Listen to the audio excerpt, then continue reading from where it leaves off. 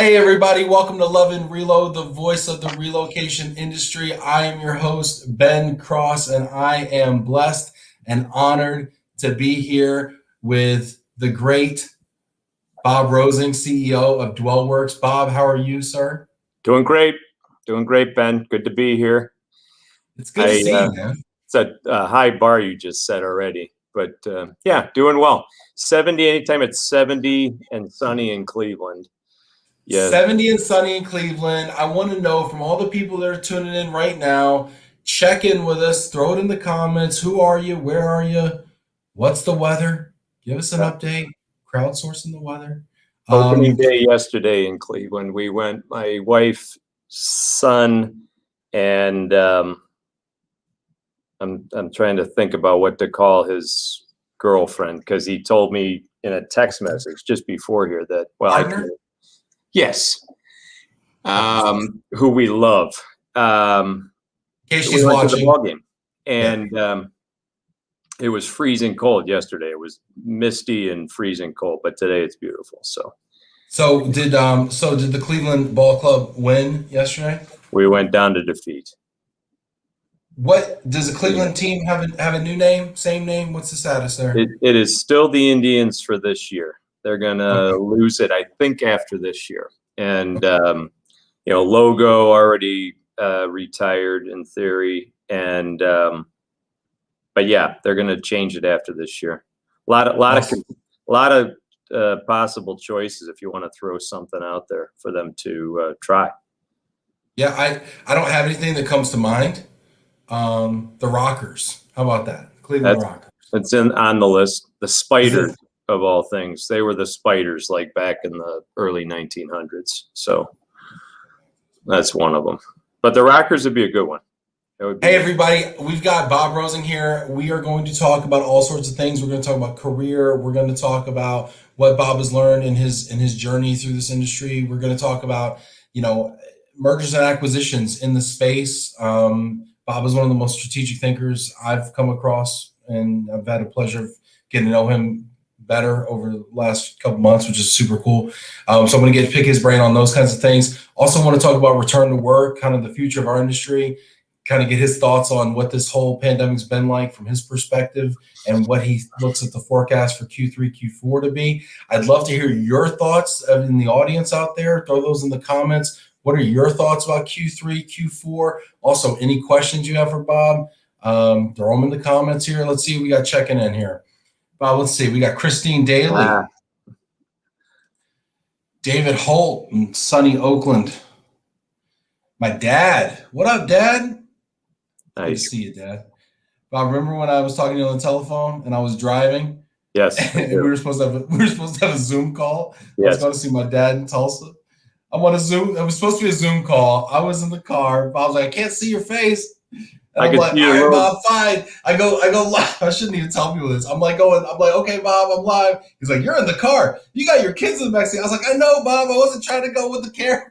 Your wife's crawling over this seat to find a bottle, and it was mayhem. She's in the third row taking a nap. Like, as soon as I start doing something dangerous, she's like, what's going on up there? Anyway, hey, Dad, good to see you, buddy. Tim Quirk, hello, B Square from a beautiful, warm, and sunny Western New York. Christine reports it's 75 at Serva. Cindy Salter, hey, Bob and Ben from Dallas. It's 81. It's 81 outside, Cindy. Shout out to Cindy. Seattle, Washington, warm and 51. Love it. Gold Yankees. Yankees win.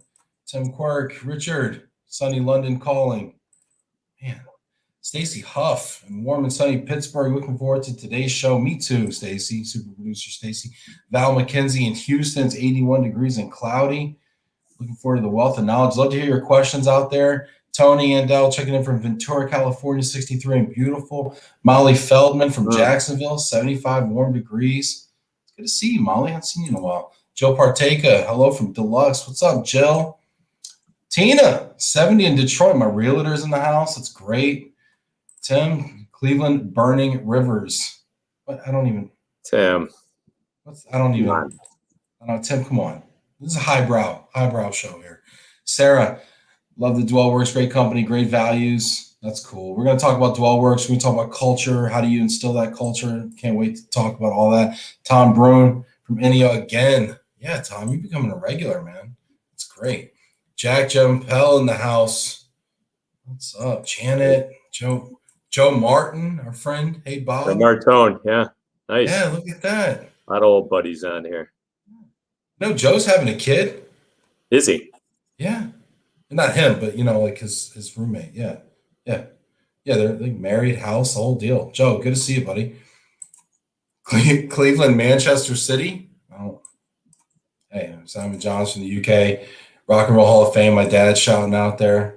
Okay, it just goes on and on. This is great. Maybe we can run some of these stations so everybody gets a shout out here. But Bob, real quick for people who don't know, Dwellworks has one of the best brands in the biz, but I got to be honest, I never really knew what Dwellworks did. So could you help us understand real quick Dwellworks and also like how Dwellworks kind of came about, 2-minute history of the company? 2 minutes. And go. Anybody that knows me knows that that's not even remotely possible, but I'll try. So I was at Serva. I actually got into the Relo business back in 1995. I was running a mortgage company and went to run the mortgage company in Cleveland for a company called Cooperative Resource Services. It was called Cooperative Mortgage. And that business today is Serva Mortgage. Okay. So I went there in 95 to do that and ended up, we got bought by Serva and a private equity fund out of New York in 2002.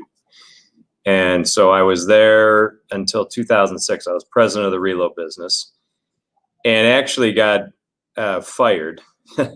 So that's part of the story, I guess. What, but can we talk about that just for a second though? Sure. Like how does that happen? How does the president get? I mean, I know there's elections and things in democracy, but how does it work in a private company? Well, I worked for the CEO, and we agreed to disagree, and so I left, and decided to work on a business model that was originally called Relocation Support Services. I think that our legal entity name probably still is that, Relocation Support Services.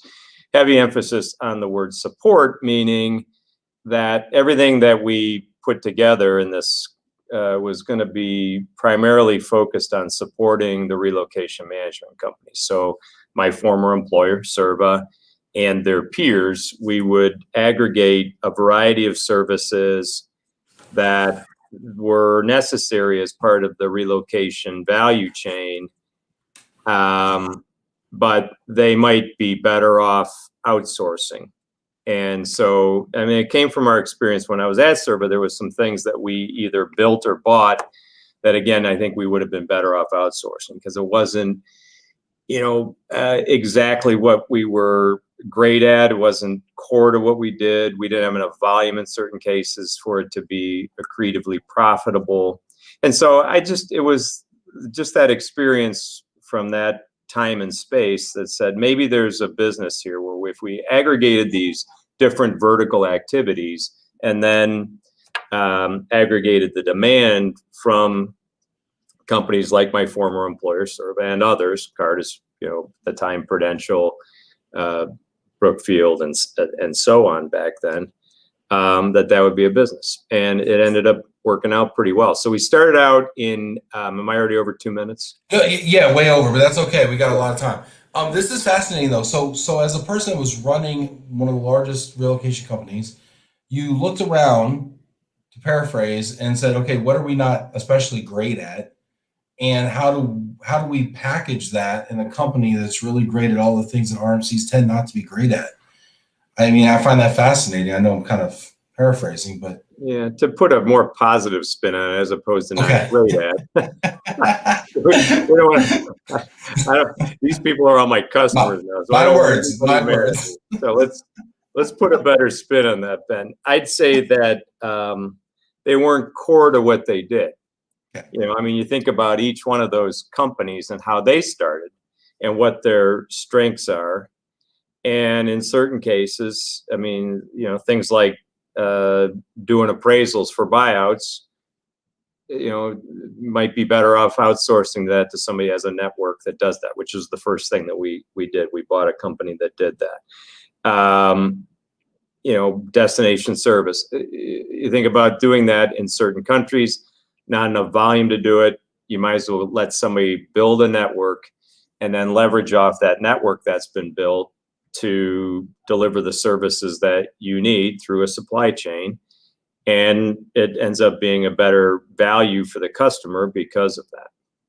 So now, does that vary by RMC? What RMCs aren't, what isn't core to their business? Like you talked about Serva kind of coming from this mortgage background. You know, you mentioned appraisals. Yeah. You know, I know there are some RMCs that kind of came from an appraisal background that kind of branched out from there. So appraisal is core to what they do. Real estate is core for some people. Yeah, they're all different. I mean, you think about what who their sister companies are. So you think about Serva back then, they, and still do, owned the moving businesses. So when they acquired the business that I worked for here in Cleveland, that was to vertically integrate the moving businesses, Allied and North American Van Lines, with, you know, the relocation management company. And, you know, so each one of the RMCs got into business for various reasons. Maybe they were freight forwarders. They were other, you know, people in the household goods space. Some were in real estate, to your point. Some were just pure play, started up as relo companies and started doing domestic home sale in the U.S. and expanded from there to do international assignment management and so on. So, I mean, everybody had different things that they different routes, and then also different things that they wanted to do themselves and other things that they wanted to outsource. And so we started to build this catalog or menu of services that we would provide on their behalf, build the networks to do it, the operating systems behind it, and so forth. And if they wanted to take advantage of that, they felt it was a good value to them and that we were good at it, we were happy to do that for them. And if not, they would choose to do it themselves or outsource it to other, you know, third-party providers. So that's really how it started. Bob, I love how you start from a strategy and then you build the company around that strategy. I think a lot of people kind of start with like, okay, here's what I know. I'm going to go into business. I'm going to hang a shingle. I'm going to kind of come together with other people that are similar to me. And we're going to kind of put our chips in and kind of figure this thing out with our existing relationships. But you really started with a strategy of how can we, you know, offer complementary services to these large, you know, aggregated, you know, these RMCs that aggregate business for us. I think that's so fascinating. And when I talk to companies and I work with them on their strategy, it becomes very apparent that companies are just doing what they're good at, but they don't really have a strategy per se. What advice would you give to CEOs and entrepreneurs that are watching this and they're kind of muddling about, everybody's their customer, they're kind of all things to all people, they're kind of, you know, they don't really have a clear-cut strategy. What is that journey like to come up with a business strategy? Yeah. Well, I mean, I think you hit on it. I mean, they're people build a business around what they're good at, not necessarily what the market demands, right? So we had a guy that worked with us, Bob Wisniewski, worked with us at Serva, and then he came over and he worked for us in Phoenix for a number of years, and he's retired now. Great guy and a great operator, by the way. And he had a thing that said, if I want the facts, I'll make them up.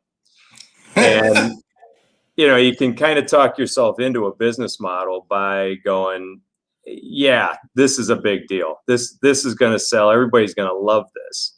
And so I think that, I mean, the simplest answer to your question is do your homework, you know, ask a lot of questions and really listen and think about whether or not, given the assets you have, what you're good at, what you think you're good at, does that really match up with what people's demand and need is? And is the market big enough also to do that? And when we embarked on this, we didn't really think about it necessarily as a global strategy. That was kind of like out in time. It was really more focused on the U.S. at the beginning, and we weren't sure that the biggest of the RMCs would necessarily outsource things, that they might, because they had enough volume, they might be able to support doing that activity themselves. And so the original business model was probably a lot smaller in thought than we ended up. And as it turns out, the business model created or provided value to even the big companies as well. And I would say happy surprise is that they embraced it, as well as the smaller RMCs that are more maybe boutique and wouldn't have all of those different services built out within their entity. So I want to encourage everybody to ask questions here from Bob. We're going to continue talking a little bit about strategy. We're going to talk about opportunity in terms of mergers and acquisitions, and then we're going to talk about the future. We've got a couple questions coming in here real quick here. I want to make sure we put a fine point on this. Janice says, I'm so confused on what Dwellworks does. I think I interrupted before you kind of put a... Sorry, Janet. And the only adult thing to do is to blame it on Ben. So yeah. So we provide a variety of services for the Global 1000, but most typically through the RMCs. So the RMC will outsource appraisal management for buyouts to us. We've got a network of appraisers around the US and Canada that we deliver that service. Property management. The expats overseas on assignment will manage their home while they're gone. Destination service. We do destination services in 16 countries, I think it is 17 maybe. And we do that again through a network of independent contractors and manage the cases centrally from a office in one of the regions of the world. So again, we started out in the US doing destination service, bumped up to Canada, to Mexico, to Costa Rica, jumped over to Europe and did UK, Germany, and now we're in Netherlands, France, Belgium, Switzerland, Ireland, losing track. And then in Asia as well, in Hong Kong and Shanghai. So those are the services that we provided for a number of years. Intercultural training. Your friend Nicole Burley, who's a frequent guest and participant in the show, was in Cleveland here, ran that business for us for a bit, and then is off on her own doing some entrepreneurial stuff. And so we do that for Global 1000, again, through the RMCs. And then recently we've gotten into the corporate housing business. Last year we got into it in a big way with the acquisition of the Epic platform, which was Oakwood's platform for delivering corporate housing services on a global basis. So I hope that more... Yeah, I mean, that was very, very specific. And I want to talk about acquisitions, and I want to go into that Oakwood acquisition. But I've got a great question here that's kind of a follow-up to the DSP side real quick. Let's see, we got two questions. One's a quick one. Maureen says, do you contract directly with corporations too, or are you only a supplier to the RMCs? Yeah, so I would say typically it is through the RMCs. We kind of made that promise to them that we weren't going to call on their customers a long time ago, and we've stuck to our knitting with regard to that. Now, you fast forward to today, there are companies out there, corporations that do buy directly. They don't necessarily utilize a RMC, but our whole business is geared toward our account management systems, how we do all of our reporting and so forth, really zeroes in on delivery to RMCs and then them to their corporate clients. Having said that, corporate housing business, there's a lot of corporations that buy temporary living, corporate housing, call it what you may, through their travel department, through for short-term assignments, extended business travelers, people like that that may or may not touch mobility, we will certainly have people in corporations directly reach out in that environment. But our stance has been for, gosh, 14, almost 15 years now, to work through the RMCs to the corporations. We got one more question here before we get on to kind of opportunities in the space. Actually, a comment from Jack. I was confused as well. Bottom line, now I understand Dwellworks is a parent company that provides a diversification of mobility services. Yep, you got it, Jack. Love any questions you got too, Jack, as well. Brian Rivers from First Tech Federal Credit Union and the sponsor of our 8 weeks of giving. Shout out, Brian. Bob, what does the functionality and role of a Dwellworks consultant look like in 2 years? Can you give one or two differences you feel will change from how they operate today? I know Brian partners with some Dwellworks DSCs. Okay, so let's zero that in. I mean, because we've got appraisers, their lives have changed and will continue to change. But let's focus this one on what are our destination service consultants in the field. What have they been doing? What are they doing today? And what are they going to be doing? And I think what they're going to be doing is they're already doing it. I think if you think about destination services historically, the traditional model, very hands-on, lengthy services, packages 3, 4, 5 days, helping people with area orientation, understand the place they're moving to, find a place to live, and then settling in services, different on the ground concierge-like services that our folks did. So you run through COVID, run through a pandemic, and very quickly, the compelling way to deliver those services was digitized content that we would deliver and virtualized services. And so I think that really is a tremendous opportunity for our consultants in the field to, I would say, streamline the delivery of the administrivia, if you will. That's a word that I use. It's administrivia? Yeah, administrivia. So it's administrative and kind of trivial facts. You digitize that, deliver in a different way, electronically, what have you. And that the consultant can spend more time solving the individual needs and requirements of the person that's moving. And you think about look-see trips, a trip that might happen in advance of the move to identify a property. Those can be, in many cases, eliminated or truncated. It can be done virtually. If you do go and spend, a day in the new location, it can become very efficient because you've done a lot of the work prior to that, in a virtual format, through Zoom or whatever, variety of modalities of communication. So I think what they're going to be doing in 2 years, they're already doing to some extent. And we've been, I don't know if the word's forced into it, but, eased into it very quickly. The utilization of technology to support what the local person's expertise is, which we still feel is critically important. And because people don't know what they don't know about where they're going.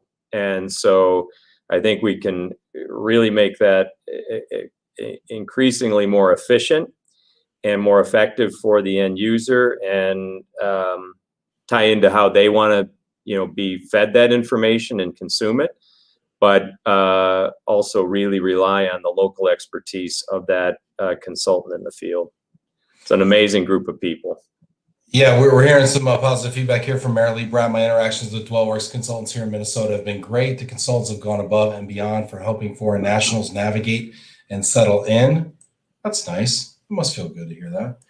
I want to hear more comments and more questions from you. We got a ton of people. We got 70-something people in LinkedIn land watching right now. Hit that like button. Leave a question for Bob. Unless you're at Dwellworks and you were told you have to be here, in which case, nose to the grindstone. But no, leave a question there for Bob. I want to talk about acquisitions. This is one of the things that is the most talked about topic that besides when are we going to see each other again, and when's somebody buying me a drink or I'm buying them a drink, we're going to hug and kiss and everything, is the top of acquisitions in our space. What are your thoughts about some of the acquisitions that have happened recently? What do you see coming? Just riff on that, if you will. Yeah.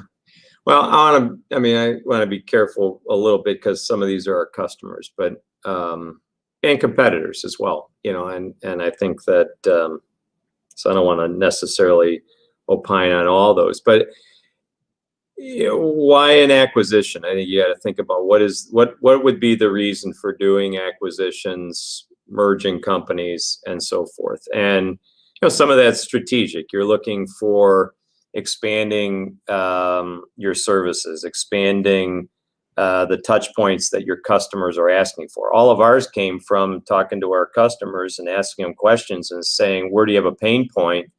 And if we identified enough people that had the same pain point, we would go out and try and solve for that, acquire a business or build a business. The property management business we built from scratch. And it was really based on customer demand for solving a pain point. So that would be one reason you would do it. Another is to create scale. So you want to add, if you have a machine that has capacity, you want to put more volume through that machine, and with that throughput, increase your profitability per unit that you push through. Then you might decide to buy volume that you would put through your system. Now, if you're going to do that, you have to make sure that if you're also buying costs associated with that volume, that you eliminate some of those costs, which is some of the kind of unfriendly, difficult parts of certain acquisitions and mergers, is that it changes people's work environment and their opportunities. But if you have two companies that have the same assets and both are underutilized, and it's determined that smashing those together, you could get more economic benefit from that, a more sustainable business, and a business that serves its customers better, then people choose to do that. And so I think that what you're seeing today in an environment where we've got less volume, that's more the kind of activity that you're going to see in this current environment. Less maybe strategic, I'm going to buy this, connect it to that, and create new opportunities. I think it's more two underutilized assets because they're built for a bigger volume. You smash them together and you've got better economics out of it. And I think, with the time right now where everybody's volume is decreased, that's what you're kind of seeing. So I would say, so what you're saying is maybe strategic acquisitions, but not necessarily the roll-ups that maybe you had kind of described earlier in our conversation, where you take a bunch of 1 + 1 + 1 = 4 or 5, whatever, and create a whole new entity.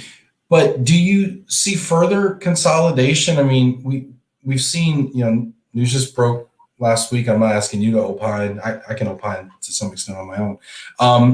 But I mean, we saw, Sudeth acquired Darrell Flood, and Sudeth owns Sterling Lexicon, and then Darrell Flood owns Versa.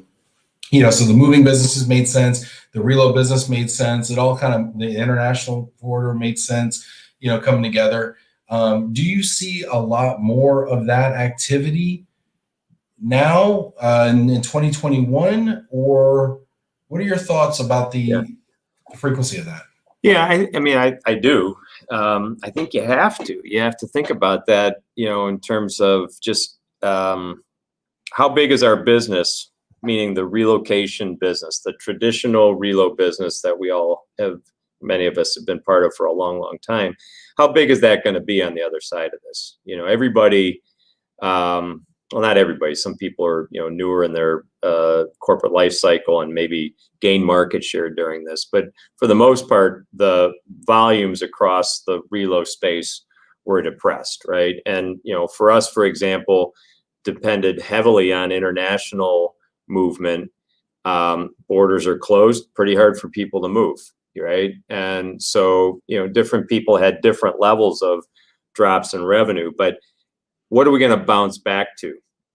And when will we know what that is? So the balance of this year could be pig in the python kind of, pent up demand. You raise your eyebrows like you. I want to know about this pig and how it got in this python, Bob. Like, tell me about pig in the python. I've never heard this expression. Python swallows a pig. It takes it a while you notice it. I mean, it takes a while for it to get all the way through. Mm-hmm. And so when you've got pent up demand, borders open, people start moving, you've got a rush to that. So we might see that the second half of this year. And as the vaccines take hold and people start to move about and feel more comfortable, etc., government restrictions, border restrictions, and so forth are lifted. We might not know what the normal flow is until a year or two from now, where it kind of settles into that kind of annual seasonal pattern and moves happen for the reasons that they've always occurred, right? For development, opening a new market, shutting down a market, move the people to another one, retail opening new stores, whatever the reason for mobility historically has been, many of those things will come back. Impact of work from home, work from anywhere, hybrid work, and so forth, Zoom, what impact that'll have, we'll see. People learn some new tricks during this, and many of them are going to stick. Everybody's going to work from home the rest of their life. I don't buy that. I don't think it's good for, development of knowledge, development of cultures, development of teams, career paths, what have you. I mean, in the long run, you've got to bump up against the boss and other people in your office to see how they operate, what they know, and gather that. Can you do that this way? Sure. But, you and I having this conversation happens a lot easier because we've met on many occasions, had a coffee, had a beer, had an argument over things, a good, healthy debate about things.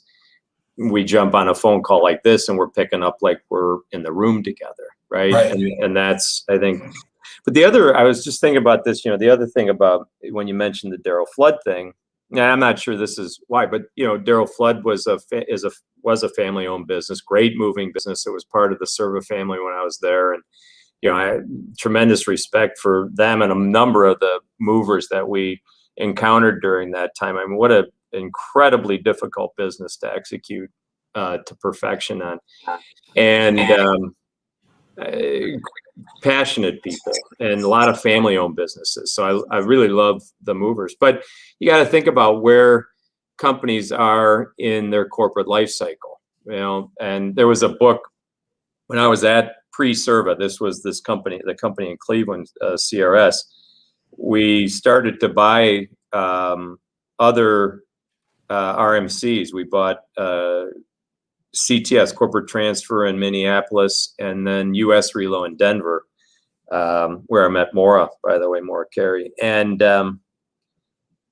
when we were doing that, the team of us, we read a book called Corporate Life Cycles, and the author's name is Itzhak Azizes. And it's a great book. I mean, it's you can apply it to so many different things, your kids, your own life. And it is what you think it is. It's, early childhood, go into, toddler stage, adolescence, young adult, mature adult, and then, potentially the death of an organization, right? And so you can pinpoint where companies are in that life cycle. Think about family-owned businesses may or may not have a succession plan. The right exit for the team that, is part of that might be an acquisition by a bigger company and to operate that as a unit within that. So that may be what, happened there. I don't know the details of it, but well, none of us do, right? But I mean, I think that's great context, right? Because I think employees, and we're not commenting specifically on the Darrell Flood situation, But employees look at it like, oh gosh, you know, I don't know about the fit of that acquirer, or you know, I wish they would have taken something else in the to you know, to account, right? People wish they would have had a seat at the table sometimes when their company gets bought or sold. But it's like you have to realize too, it's not like you're on the New York Stock Exchange, right? I mean, there's a certain amount of buyers out there for this type of a company, right? And the moving business is super niche, right? I mean, there's only so many people that actually want to get in that business. It's usually people that are already in that business, right? And then narrow that down a little further to people that are actually in that business and good at it, and narrow that down further to ones that actually have cash laying around, because it's not easy to get money from a bank to buy a moving business, especially in the middle of a pandemic. So, I mean, that's a very narrow subset of companies that you can actually sell to. So if you get one at the right price, you hop on it. You know what? And you wish everybody well, but you hop on it because you got to exit at some point, to your point, or else you're going to go down with the ship, and it's just not going to be good either way. So that's just my take on it as a guy that's never bought or sold. Good take. And it's, you know, it's hard to value businesses right now, because what, you know, a business might have been worth 2 or 3 years ago, you know, at full volume, at a reduced volume, the throughput and the profitability may be very different, and may not be actionable. I mean, we found a number of things that we had conversations on that we had to stop because you know, there was the value that we would ascribe to a business was no longer, you know, realistic. And so we couldn't satisfy the seller's needs vis-a-vis what they wanted to, you know, cash out at the end. And I think the other thing, Ben, you touched on this a little bit, is when you're buying a business, the cultures of the companies is far and away the number one thing. You know, you check all the boxes on strategically, why am I doing this? Financially, does it make sense? How do the systems fit together? What are the assets they have and the assets that we've got over here? How are we going to smash those together? You can start to think about the players on the field and who could lead who and all those things. But if there's a cultural misalignment, and you really have to know it to see it, it's like, how do you measure that? You have to feel it. You have to, it was part of what this whole, you know, can we do that this way? No, you got to go walk through somebody's floor and see how they operate. When you come to the front door, how are you greeted? You know, how do the, you know, people in a leadership position talk to other people on the team? You know, is it, you can immediately sense, is it a hierarchical organization or is it a more democratized organization? And, you know, it tells you a lot about the culture and so forth. Then the other thing is, if it's an owner, founder, entrepreneur, which a lot of businesses in our space are, what are they going to do? You have to know what their intentions are. Are they going to stay with the business? Do they want to retire? Do they want to go, you know, fishing, start a new business? We've had all of these. You know, I think about some of the businesses we bought and what the motivations of the seller was at the point in time they did it. And if you can't satisfy that seller's, if you can't scratch their itch vis-a-vis what they want at the end of it, then you shouldn't do the deal. If you checked all the other boxes, you should just stop right there. You know, Bob, one other thing that, you know, we've had chats before, and you've really kind of mentored me a little bit recently, and I just want to, you know, I want to say thank you for that. You know, and one of the things that came up that I found so fascinating when we've talked about things like this in the past, you know, is I almost felt like there'd be more acquisitions right now. I was like, you know, companies are hurting.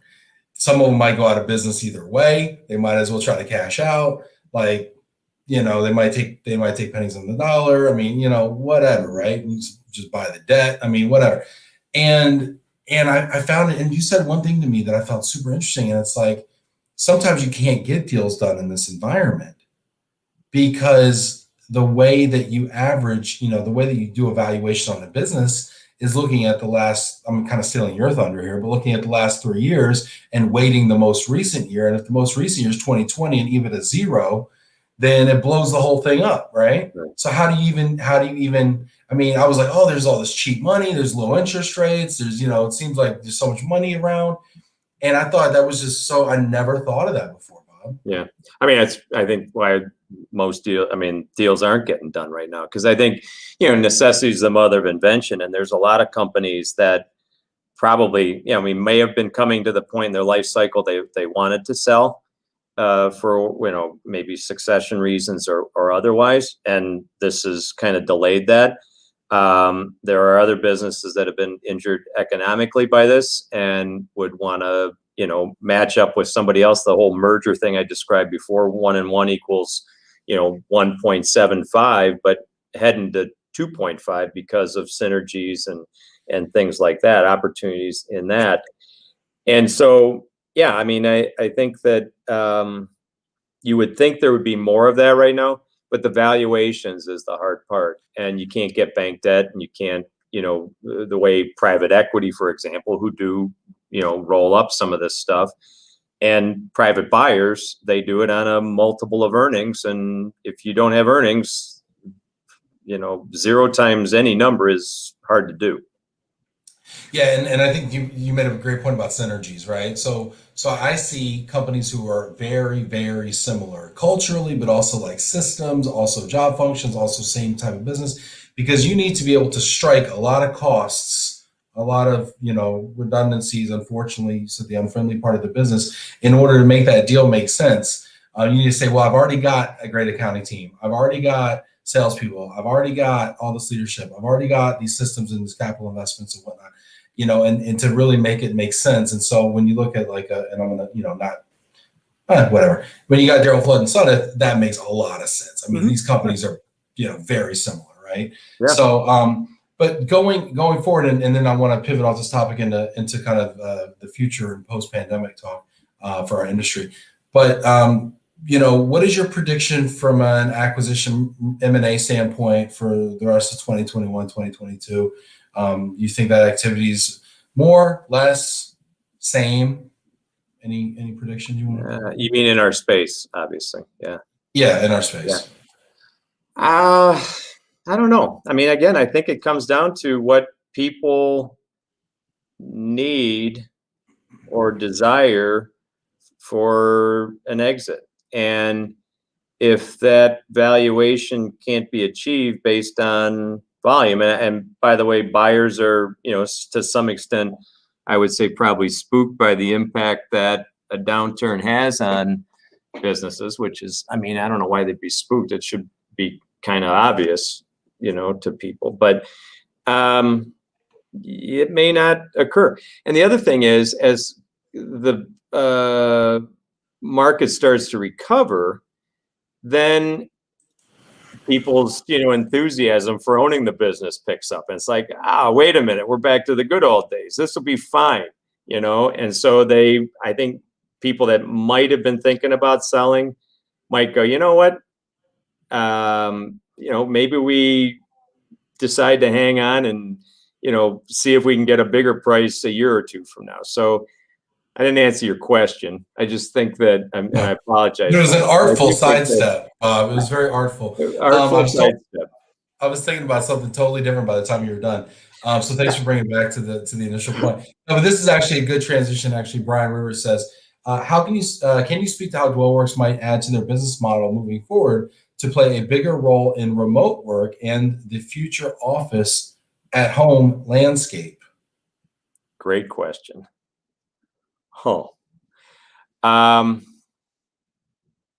Yeah. So through this, we've added a number of assets, I would say, and capabilities. And, it goes back to the recession back in 2009.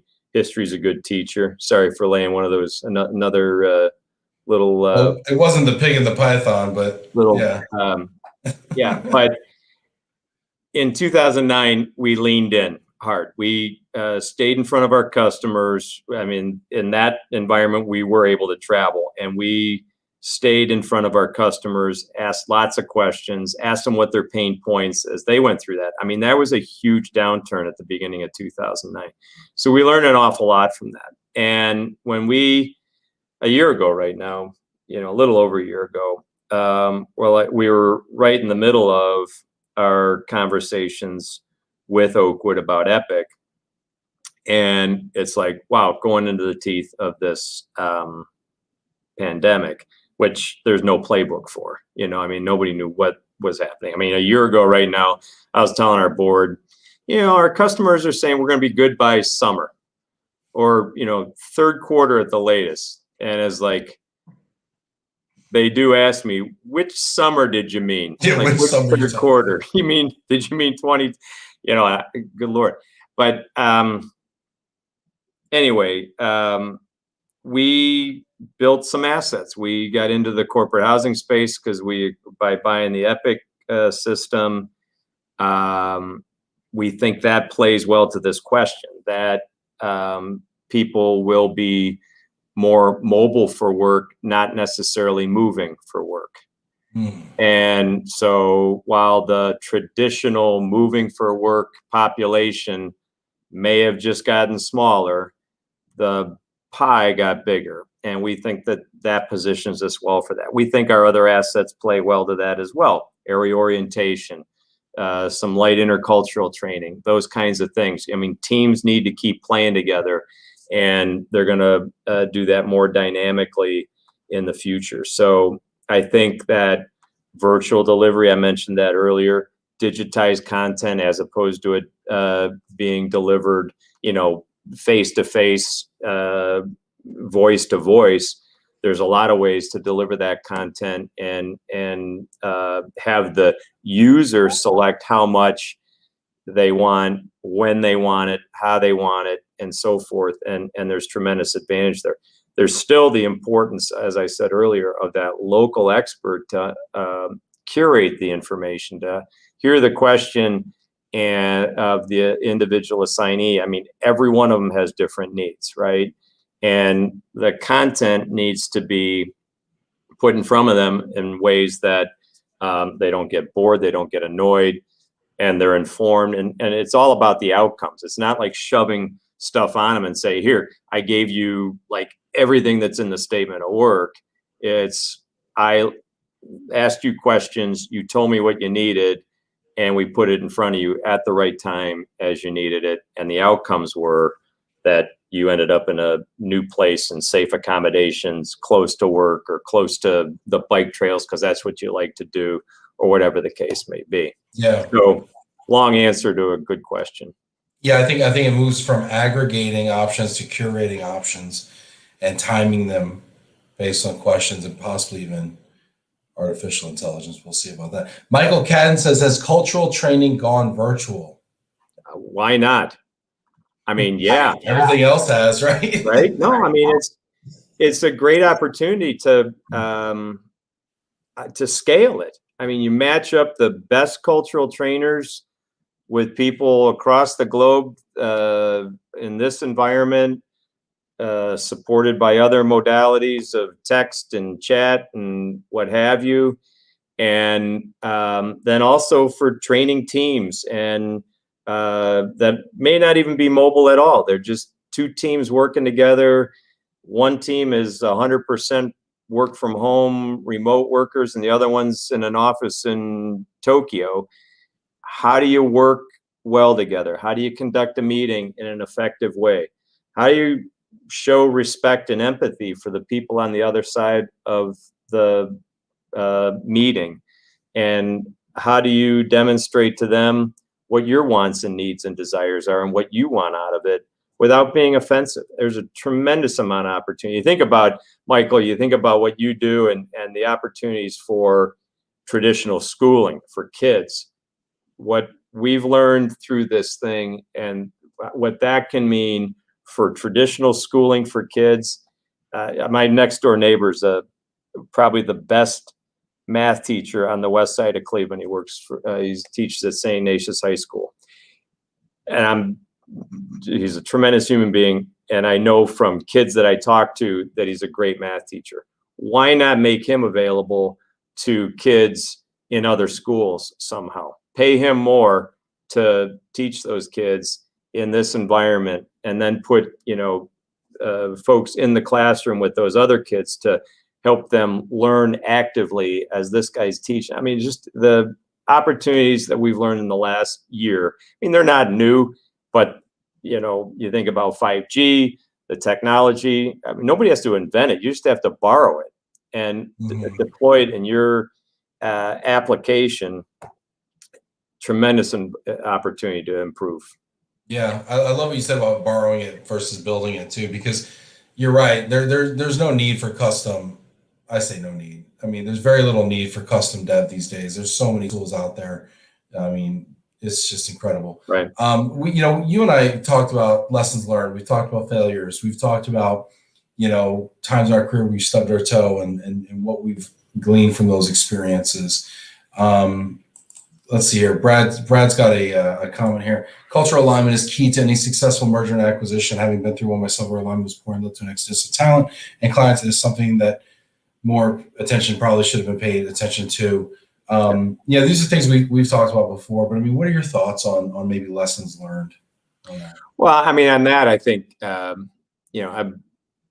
I've bought and been bought. I've been on both sides of that, right? And I go back to the Serva one, and me and a number of my teammates back then adopted the same kind of view of it. And that was day one, what do you want me to do?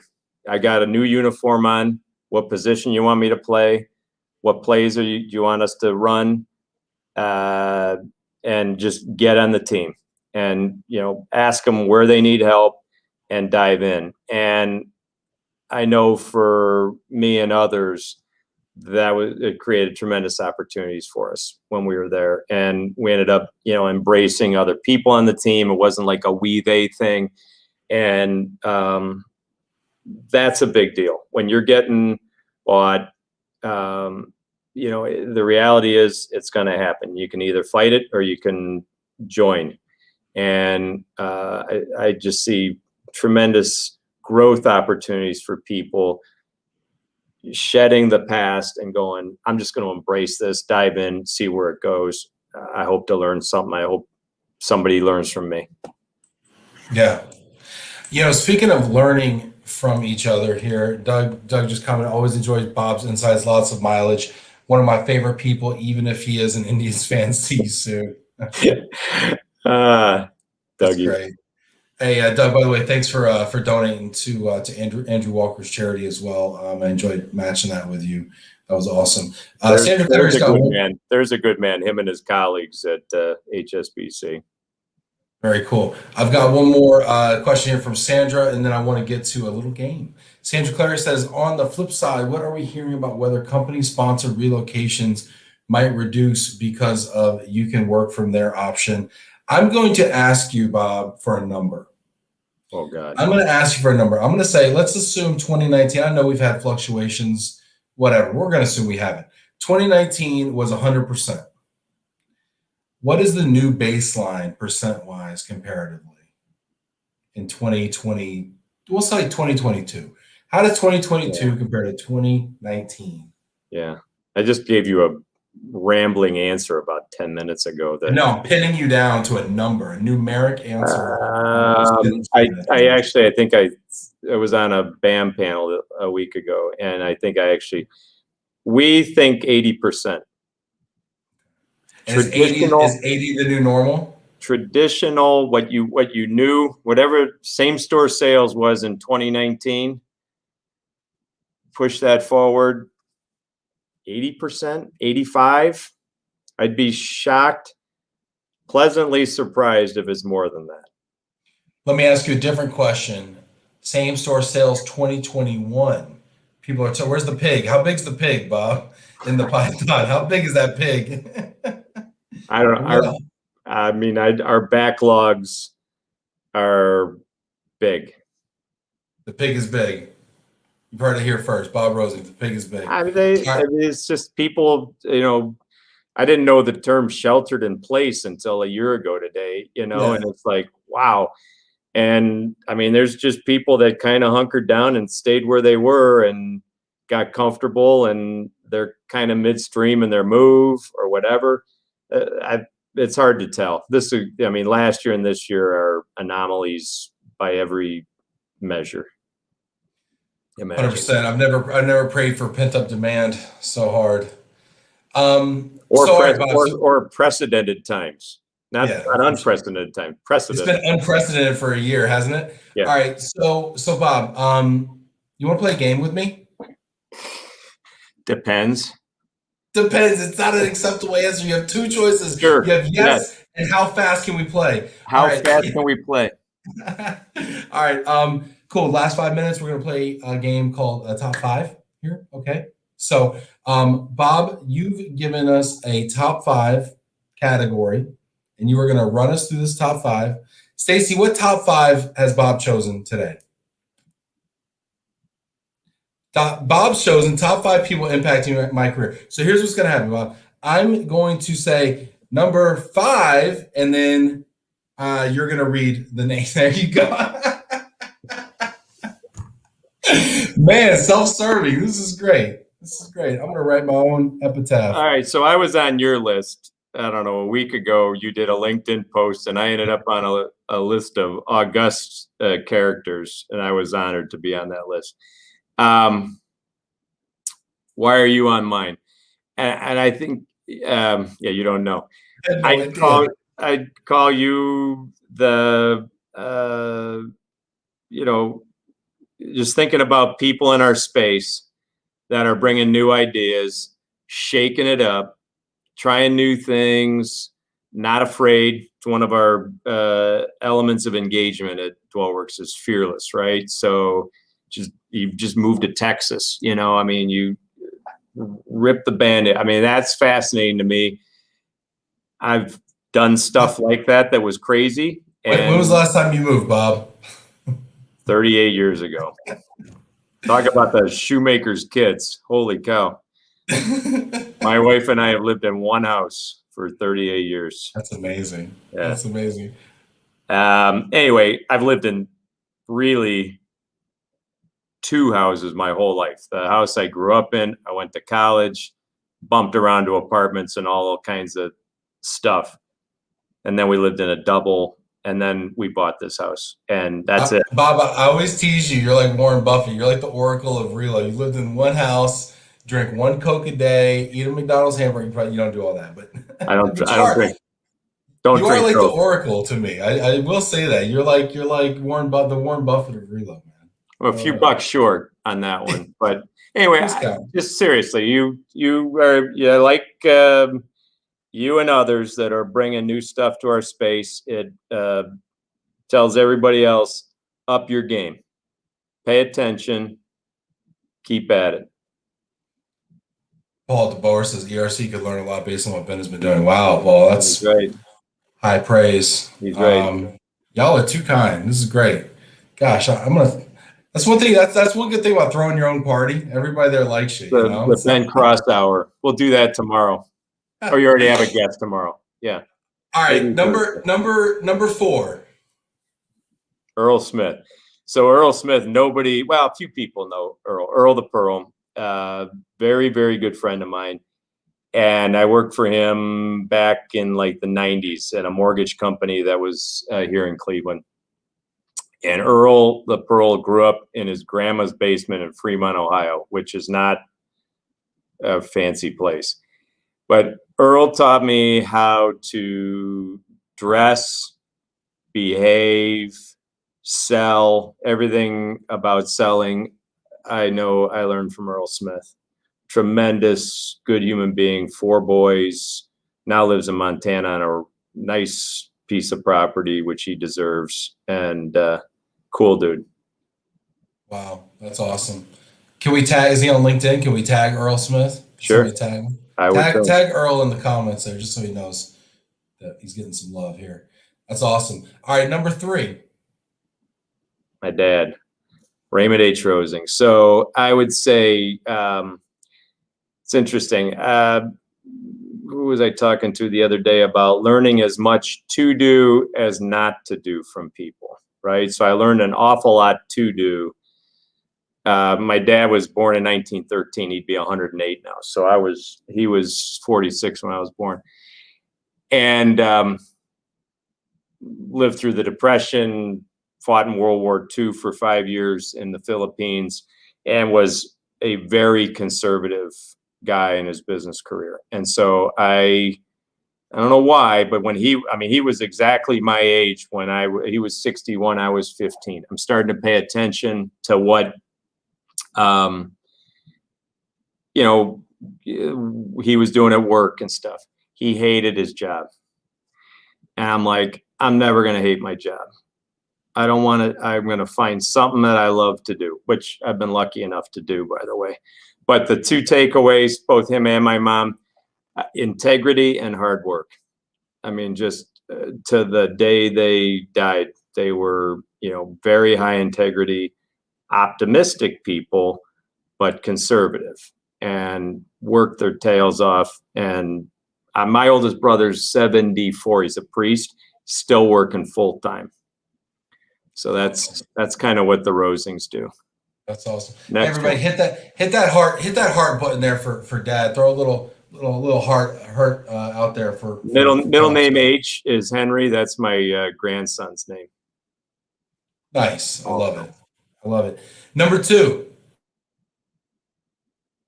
So Bill Carson Jr. is my best buddy since we were in kindergarten. His dad I worked for in college in a machine shop in Cleveland.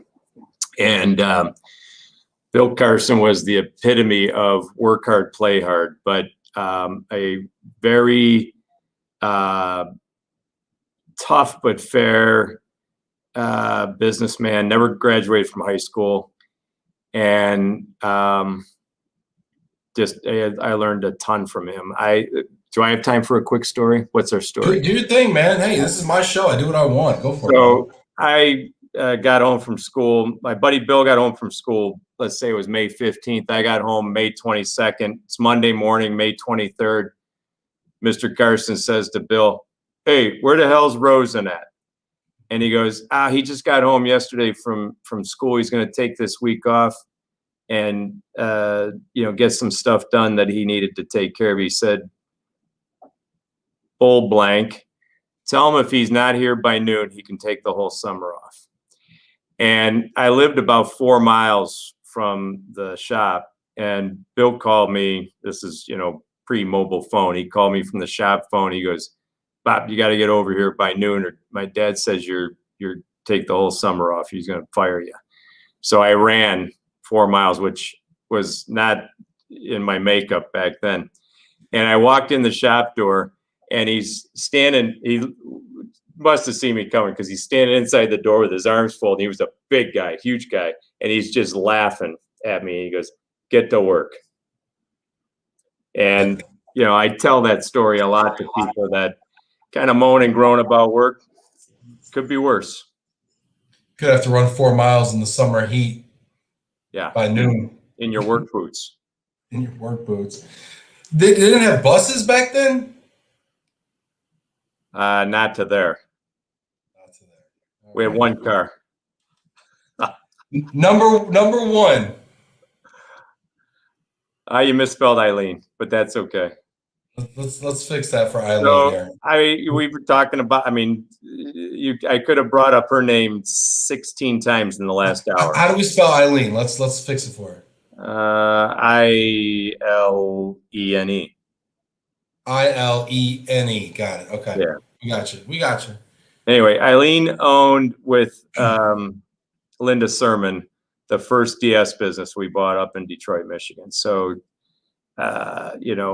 women entrepreneurs, 1979, I think, both living in Detroit, and thought that they could help people moving to Detroit for the automobile industry settle in, find a place to live, and so on. And they did. And they were very good at it. And their customers started asking them to do that elsewhere. And so they started to build a network to do it elsewhere. And in many ways, I think the two of them founded the destination services business that we all know today. I mean, that not just ours, but everybody's. And I'm sure there's a lot of other stories exactly like this, and entrepreneurs all over the globe that did the same thing, but they had this idea. And I met Eileen through Chris Colley and Walter Vermeeren, who owned his own DSP in Belgium. And she and Linda were ready to sell that business. This is in 2006. And I met her at the Detroit airport and at the Marriott at the Detroit airport. And I mean this the wrong way, but I fell in love with the person that she was. I mean, she was extraordinarily I mean, she's still around. She's retired now, but integrity, smarts, curiosity, taught me so much about like customer care, listening, ego, meaning curb it, kid, stuff like that. And I have many times shouted out to her, and just because she's a tremendous teacher to me, and a lot of people, Ben, that are on our team were impacted in a positive way by Eileen. So she gets #1 today. That's awesome. That's fantastic. I love that. And that's something I didn't know. Meredith saying Eileen and Linda were amazing first bosses. People are just talk about a good student. Sorry. People are just loving this. Yeah. Elizabeth President-Soley there, Jill, great conversation. So good to hear some Bob-isms. People are just loving these stories. This is great. People are loving hearing you running to work. I invented pounding the pavement, huh? That's it. You're pounding the pavement. That's it. Stephen Myers, a driver out there. Stephen's been putting some hilarious comments in there. He's loving this. Not to wash your grapes, but he's a driver. Man. A driver. He's a driver. Yeah, he's a Wheaton driver out there on the road right now. Drive safe, Stephen. We got to get you on the show, man. When's that happening? Come on, Stephen. Let's see here. People are just digging this. Kathy Haney there, insightful. People are enjoying it. Nice. It's great, Molly. This is great. Bob, this has been wonderful. You really kind of poured yourself out to us here today and been super honest, transparent, sharing the wisdom as you always have with me, and I just appreciate it so much. Bob, I want to give you the opportunity maybe just to kind of leave us with a final thought, to close us out. Well, first of all, Ben, thanks for doing this. I mean, for a year. Holy cow.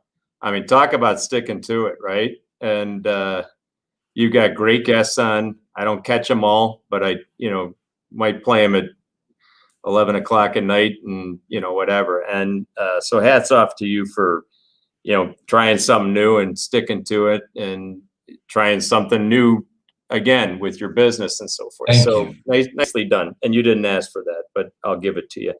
I just think, what a crazy year, obviously. And our lives are going to be different. I mean, that sounds stupid to say that, but it is. I mean, what we knew ain't going to be.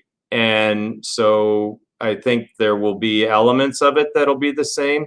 We need to bring those, we need to continue to service that in the ways that we have in a quality way.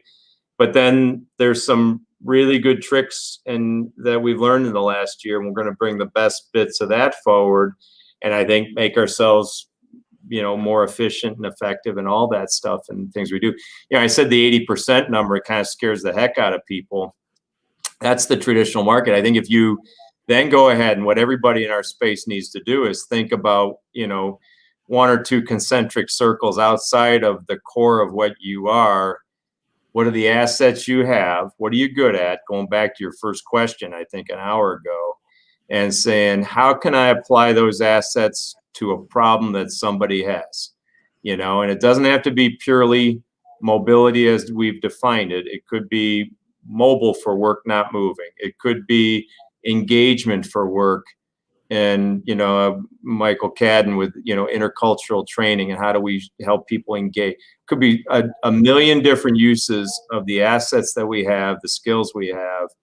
And we don't have to moan and groan about the fact that our, traditional space got smaller. It probably did. If it gets bigger again, that's a happy problem. We'll solve for that. But we got to get on with it and think about a bigger space to define.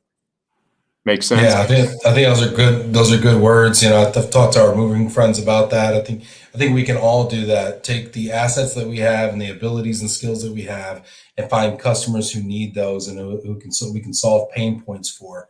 And there's going to be a lot of pain points coming out of this. Yeah, that's the good news. The good news is, people sell things to pain points. There's going to be a lot of pain coming out of this. Yep. So we have to circle the wagons and find the pain points in our existing customers and our future customers. And Bob, I think you do that better than anybody. So thank you for being here with us. Thank you for sharing the wisdom and the insights. Thanks to everybody who joined. We had 75, 80 people on LinkedIn at any given time, a bunch of people on Facebook. This is tremendous. The engagement was great. Loved all the questions and comments. Please hit that like button if you haven't done so already. Feel free to share this conversation with people that you think need to hear it. And don't forget to show up tomorrow. We've got Chuck Kuhn, the president of JK Moving and Storage, as well as the chairman of LOVE+RELO, will be on tomorrow at a special time at 2 p.m. 2 p.m., not 4 p.m. Eastern like normal, but 2 p.m. Eastern. And that is co-sponsored by the International Association of Movers and their YP40 group. So we're really looking forward to having Chuck on, another visionary leader in the space. Thank you again, Bob Rosing. I appreciate you so much for being here. Thanks, Ben. See you. Take care, everybody.